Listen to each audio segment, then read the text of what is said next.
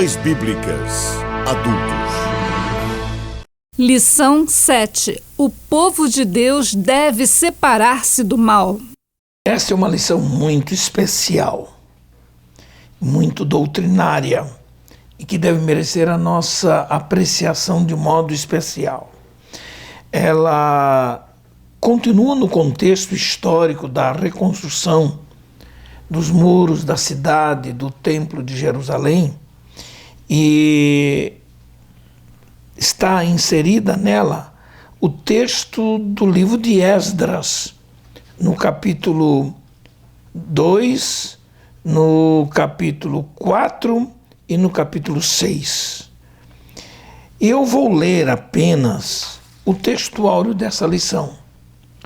O texto áureo dessa lição está em 2 Coríntios, capítulo 6 e versículo 17, em que a palavra diz assim: pelo que saí do meio deles, e apartai-vos, diz o Senhor, e não toqueis nada imundo, e eu vos recebereis. Eu vos receberei. É isso que está escrito aqui. Nesta história e nesta lição, nós vamos, na verdade, perceber que depois que os judeus, sob a liderança de Neemias, reconstruíram os muros e o próprio templo e solenizaram isso com uma grande festa de alegria, faltou de fato ao povo posteriormente o ensino que o povo precisava para reconsiderar todas as regras de vida e todas as leis relacionadas com a vida cotidiana do povo de Israel no plano social e no plano espiritual. A verdade é que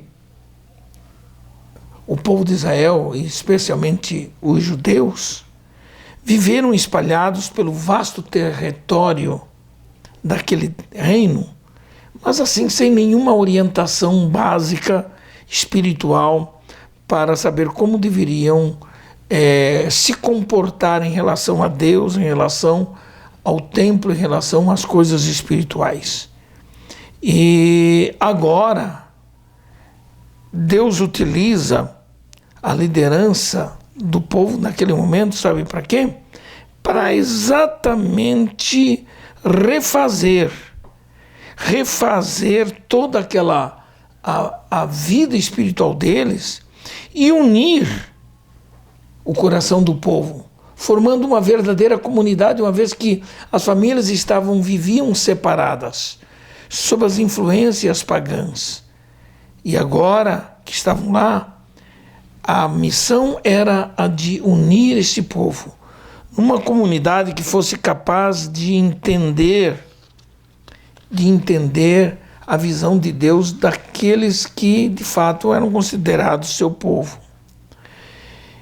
Mas há uma coisa muito interessante, é que somente os judeus poderiam retornar a Judá, a Jerusalém. Somente os judeus. Se por um lado isso pode parecer discriminatório, por outro lado, no aspecto social e espiritual, não o era. Por quê? Porque Deus queria evitar toda e qualquer mestiçagem com o paganismo, coisa semelhante. Porque uma pessoa, para ser considerada apta para fazer parte do grupo que iria se transferir para Jerusalém, exigia-se naquela época a prova de sua linhagem com o povo judeu. Um povo que provasse que de fato tinha o sangue de Israel nas veias. E na primeira triagem feita, foram excluídas, está lá no texto sagrado de Esdras, 652 pessoas foram excluídas. É interessante que até alguns filhos de sacerdotes, cujos nomes não foram achados nos registros das genealogias, foram rejeitados como sendo imundos, ou seja, fora do contexto espiritual e religioso de Israel. Está lá em Esdras 2, nos versículos 59 a 62. Outra coisa interessante daquela história é que todos aqueles judeus mestiços que foram nascidos de casamentos mistos durante o cativeiro na Babilônia, eles não fariam parte do grupo de judeus que retornaria a Judá. Só poderiam retornar ao Judá aqueles que comprovassem a sua ascendência puramente judaica. Então esses fariam parte do grupo. Isso tem uma lição a dar ao povo de Deus. Hoje em dia se tem ainda uma ideia muito democrática, muito aberta e moderna da mistura do povo de Deus com outros povos, com outras pessoas. E o que nós aprendemos aqui é que Deus não aceita a mistura do seu povo com o povo do mundo. Não dá para conviver. A igreja tem que ser uma comunidade que tenha compromisso com a palavra, que tenha compromisso com a igreja. Não pode haver comunhão da luz com as trevas. É interessante que a história de Israel registrava uma experiência ruim, uma experiência amarga no passado. Quando eles saíram do Egito, quando os israelitas, libertados pela mão do Senhor, se preparavam para sair do Egito, tomar o caminho do deserto para ir para Canaã, saiu um grande povo misturado que não era israelita e que quis acompanhá-lo, que era simpático à causa de Israel e que na verdade buscava algum tipo de liberdade do sistema faraônico que eles viviam. E o que aprendemos nisso foi exatamente essa gente, a gente dessa mistura, que durante o trajeto pelo deserto começou a murmurar de tudo, a falar contra Moisés, a falar contra a liderança espiritual, começaram a criar problemas e Deus precisou agir e até punir a muita gente deles. A gente aprende na Bíblia, e Jesus ensinou isso, que estreita é a porta e apertado o caminho que leva à vida. Não é lucro, é prejuízo. Alguém querer facilitar a entrada de mistura de gente, convivendo com o pecado, convivendo com maus costumes. Às vezes, há muitas igrejas que dão muita ênfase à quantidade em detrimento da qualidade. E Jesus disse uma verdade apenas que ele falou para Nicodemos: necessário vos é nascer de novo. Esse novo nascimento implica o quê? O compromisso com um estilo de vida, com uma nova vida. E é interessante nós entendermos esse aspecto. No início dessa lição, nós descobrimos o quê? Que é fundamental que nós compreendamos a significação teológica da restauração da comunidade judaica. E existem alguns fragmentos textuais na história que mostram isso aí. Por exemplo, qual era a significação teológica da restauração da comunidade judaica conforme foi apresentada por Esdras e Neemias? Duas coisas aconteceram. Eles tomaram a forma de listas genealógicas extensas, estão lá tanto no livro de Esdras como no livro de Neemias, e o propósito era pelo menos duplo para tudo isto. Em primeiro lugar, legitimar aqueles que voltariam para a sua terra, e aqueles que já tinham voltado, identificando-o com os ancestrais tribais do povo de Israel. Em segundo lugar, também era fundamental haver a demonstração por essa ligação que o exílio, embora tenha sido traumático e terrivelmente destruidor, não havia cortado a linhagem da promessa que originou-se lá ainda com Abraão e continuaria para sempre. Então o que nós descobrimos? Que havia nestas listas as linhagens dos sacerdotes, dos levitas e até de outros funcionários religiosos. Havia uma linhagem para eles. Porque o reino teocrático do povo de Israel, do governo único de Deus sobre eles, como o reino de sacerdotes, era de um povo de adoradores que expressava, na verdade, a maneira de ser para com Deus. E as genealogias dão a entender que a mesma nação que fora desarraigada anteriormente da terra estaria voltando. E ainda que não fossem as mesmas pessoas, os seus descendentes que foram castigados e na verdade teve um número muito reduzido, estaria voltando. Neemias conhecia muito bem o penhor do Senhor dado a Moisés. Está lá em Deuteronômio 30, nos versículos 2 a 4. Que mesmo que o desobediente fosse exilado nos confins da terra, Deus os ajuntaria e os traria de volta ao lugar habitado pelo seu nome. Neemias também sabia que seria quase como que um novo começo para o povo de Judá, pois o povo restaurado seria apenas um remanescente, que não ia todo mundo.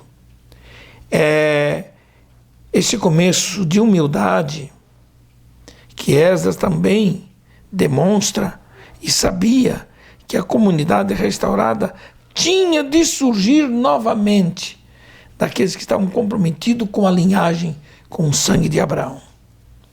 Ora, diante disso nós aprendemos o quê? De todos os inimigos que se depararam ou que afrontaram e confrontaram a Neemias, Esdras, e afrontaram e confrontaram também com Zorobabel e Josué, os judeus naquele período entenderam que não poderiam ter a ajuda dos samaritanos. Porque foram exatamente os samaritanos lá atrás que causaram alguns danos e se opuseram à reconstrução do muro e do templo. Mas quem eram eles? Até hoje existe essa separação, esse conflito racial entre samaritanos e judeus. Até hoje. Os samaritanos eram, de fato, uma mistura de gente. E de gente, geralmente, de origem pagã. É um povo que apareceu mais ou menos no ano 721 a.C., quando o reino de Israel havia sido derrotado pelo exército de Sargão II, e as 10 tribos do norte foram levadas cativas para a Síria. Por ordem do rei da Síria, foram trazidos povos estranhos e pagãos de Babel, de Cuta, de Ava, de Amate e Sefarvaim. Esses lugares eram gente que haviam habitado em cidades de Samaria. Em lugar dos sacerdotes, eles tomaram Samaria em herança e habitaram em suas cidades. Essa mistura tremenda, promovida pelo rei da Síria, enviou, na verdade, fez com que os samaritanos, até alguns deles que temiam ao Senhor, mas que também serviam a outros deuses, não tivessem boa aceitação, uma mistura inaceitável. Eles aceitavam o ensino dos sacerdotes israelitas, mas não deixaram a idolatria. Eles representam muito bem aqueles que não sabem separar a carne do espírito, que preferem satisfazer as concupiscências da carne em detrimento das coisas do Espírito Santo. Está lá em Gálatas 5:20, nos mostra isso aí. Os samaritanos tinham essa mistura. A igreja primitiva sofreu muito em função disso. Quando começou a haver a influência de grupos do gnosticismo, e havia muitos judeus que haviam aderido ao gnosticismo. E o gnosticismo, entre outras coisas, separava coisas que eram da carne e coisas que eram do espírito. E diziam eles o seguinte: com a carne eu sirvo as coisas da carne, e com o espírito eu sirvo as coisas do espírito. Em outras palavras, eles admitiam que era possível conviver no seio da igreja praticando coisas próprias da carne. Fornicação, adultério, prostituição e outros pecados de glutonaria e bebedice, e que isto não afetaria as coisas do espírito. Claro que a igreja não aceitou isso naquela época e não aceita hoje também, que o espírito do gnosticismo ainda está por aí tentando entrar no seio da igreja. E há muita gente que já não fazem mais separação das coisas. Não fazem mais separação. É interessante que, a despeito de serem pessoas boas e que até, de certo modo, pareciam respeitar o Deus de Israel, e alguns até temiam o Senhor, mas os samaritanos, eles então chegaram a oferecer sua cooperação com os judeus. Quando eles começaram a construção do templo, eles se ofereceram para cooperar, está lá em Esdras 4, porém, os judeus muito bem doutrinados e experimentados negativamente por algumas outras experiências passadas, rejeitaram firmemente a proposta dos samaritanos. Rejeitaram também quanto à construção dos muros, a cooperação dos samaritanos foi recusada. Está lá em Neemias, no capítulo 6. Essa atitude é bíblica, pois a Bíblia manda que nós devemos nos afastar daqueles que não têm a sã doutrina. É a Bíblia quem diz. Igualmente devemos nos afastar daqueles que têm uma vida irregular e daqueles que causam divisões. Voltando um pouquinho aqui para o que eu estava dizendo, um dos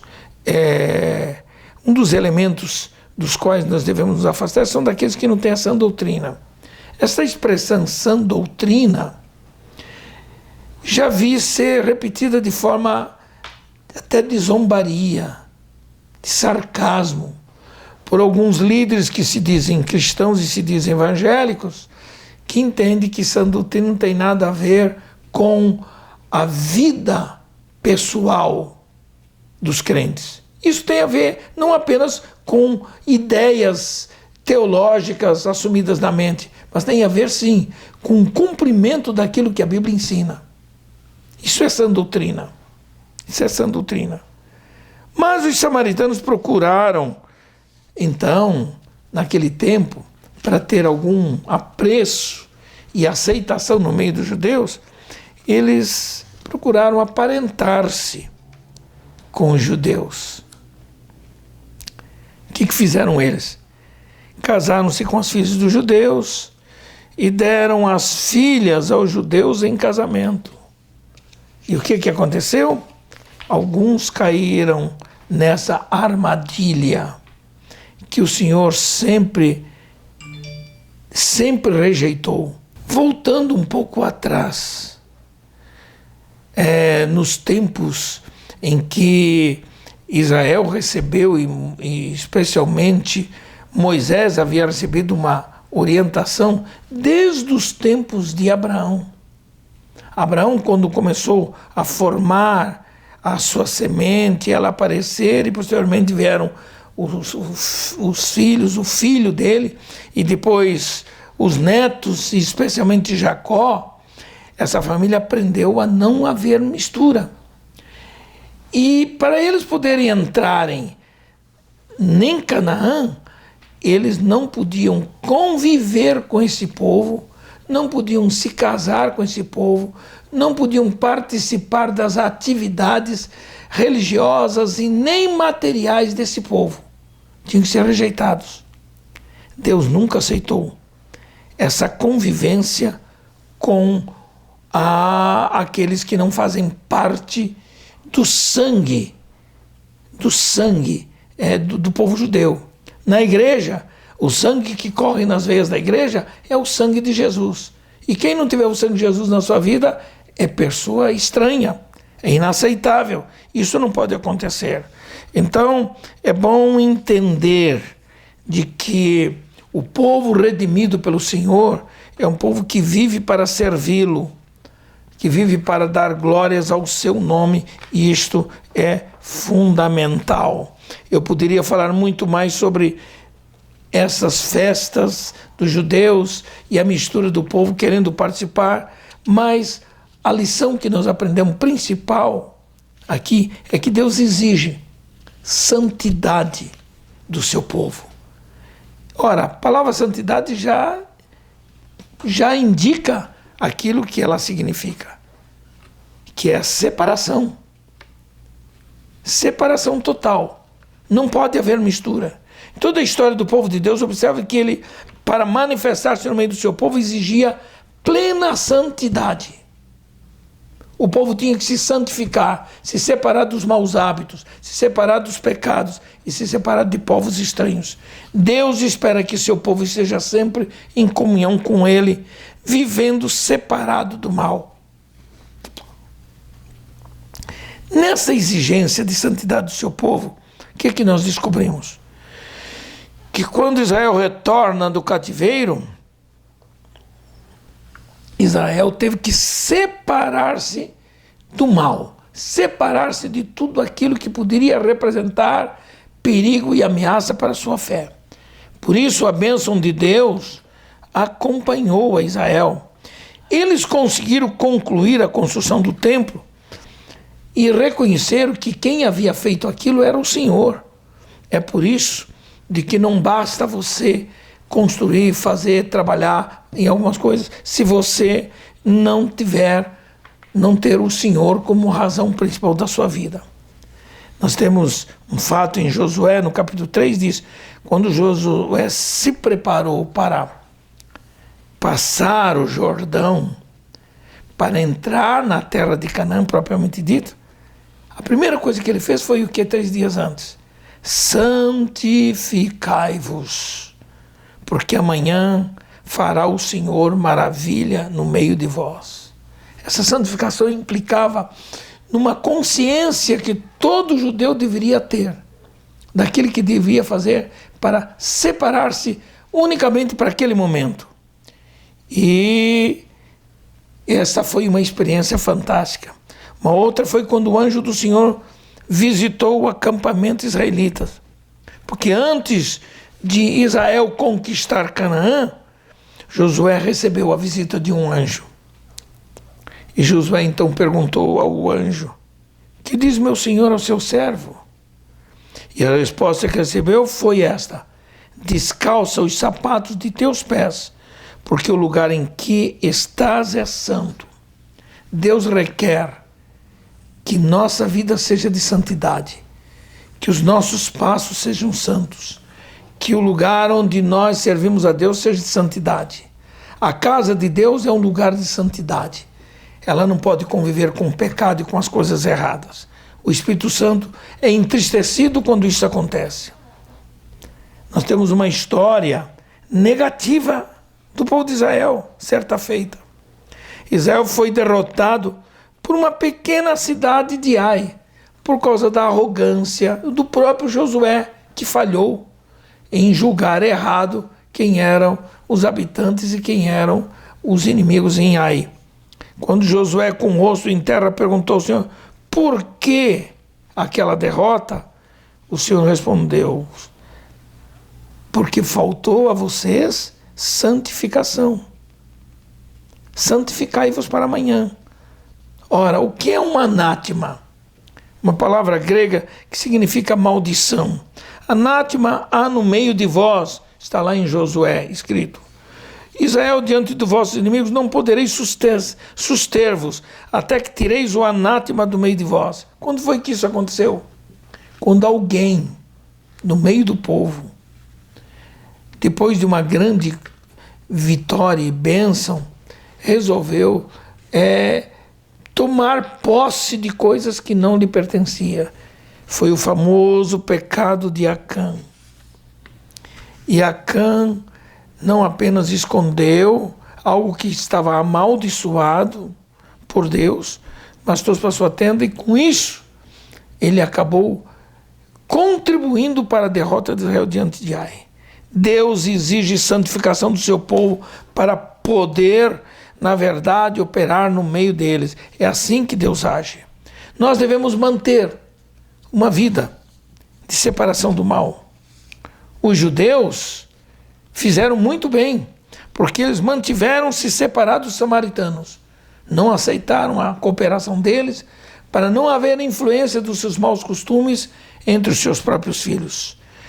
Se os judeus tivessem aberto a porta para uma união com os samaritanos, sem dúvida alguma, eles ter-se-iam mostrado afáveis, pacíficos no início, mas lá na frente teriam perturbado a união que havia entre os judeus. Por isso, não pode haver mistura no culto a Deus. Vale a pena manter a separação com o mundo. Por isso nós não somos do mundo, nós somos do Senhor. Pertencemos ao reino de Deus e não ao reino de Satanás. A Bíblia mostra exemplos de servos que duvidaram. E a Bíblia se valia e de pessoas que duvidaram e se valiam de certas coisas para sobreviver. Mas sabe o que acontece? A manutenção da linha de separação do mal deve ser mantida a qualquer custo por aqueles que servem a Deus. E nem sempre isso é a coisa mais simpática a fazer. O salmista Asaf escreveu no Salmo 73, dizendo assim: na verdade, que em vão tenho purificado meu coração e lavado as minhas mãos na inocência. Isso demonstrava o quê? Que ele estava profundamente perturbado. Mas Deus veio em seu socorro e o ajudou a encontrar a resposta. E a resposta está aqui quando ele diz assim no versículo 17 do Salmo 73. Até que entrei no santuário de Deus, então entendi o fim deles. O salmista ficou tranquilo, porque o Senhor diz: todavia estou de contínuo contigo, tu me seguraste pela minha mão direita, guiar-me-ás com teu conselho e depois me receberás com glória. Asaf entendeu que valia a pena servir ao Senhor com fidelidade, separando-se do mal.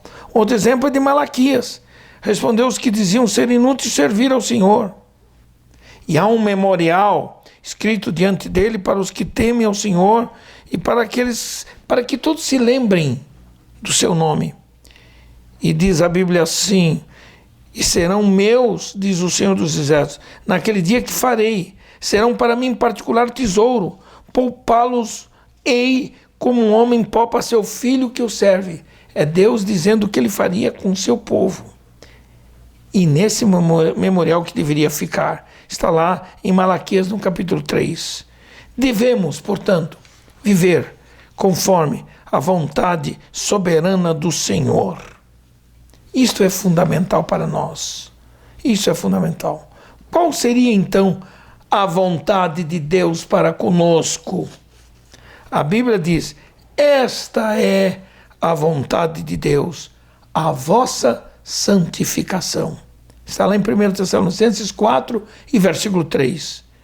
Ora, santificação significa uma vida que se abstém das coisas que não agradam a Deus. É por isso que a palavra diz: apartai-vos, diz o Senhor, e não toqueis nada imundo. Devemos sempre muito desejar sermos agradáveis ao Senhor, andando dignamente diante dele, agradando-lhe em todas as coisas. Colossenses 1:11 nos diz isso. Devemos guardar os seus mandamentos e fazer o que é agradável à sua vista. Por isso, bênçãos acompanham aqueles que vivem conforme a vontade de Deus. Deus garante aos que assim vivem plena vitória contra os ataques de Satanás. Por isso, vale a pena viver na vontade de Deus. Essa é a minha palavra e o meu conselho a você que está ouvindo esta lição e este final desta lição. Viva de acordo com a palavra de Deus, evitando toda mistura com o mal, toda mistura que venha trazer prejuízo à sua alma na presença de Deus. Deus lhe abençoe, meu irmão.